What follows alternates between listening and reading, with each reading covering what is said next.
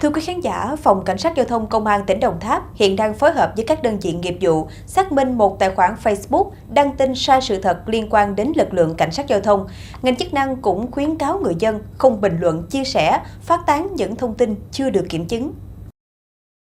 Trước đó, trên nền tảng mạng xã hội Facebook, tài khoản Thoan Siêu đăng tải trên trang cá nhân kèm hình ảnh với nội dung cho rằng sáng ngày 4 tháng 3 xảy ra vụ rượt đuổi người vi phạm giao thông dẫn đến tai nạn nghiêm trọng, có cán bộ hy sinh và người dân tử vong. Tuy nhiên, Phòng Cảnh sát Giao thông Công an tỉnh Đồng Tháp khẳng định không xảy ra vụ việc như bài viết lan truyền trên mạng xã hội và nội dung bài viết hoàn toàn sai sự thật. Việc đăng tải, chia sẻ thông tin trên khi chưa được kiểm chứng dễ gây hoang mang dư luận trong nhân dân, ảnh hưởng đến uy tín, hình ảnh của lực lượng thực thi pháp luật và tình hình an ninh trật tự trên địa bàn tỉnh. Vì vậy, người dân cần thận trọng tiếp nhận thông tin trên mạng xã hội, không chia sẻ, bình luận, phát tán thông tin chưa được kiểm chứng.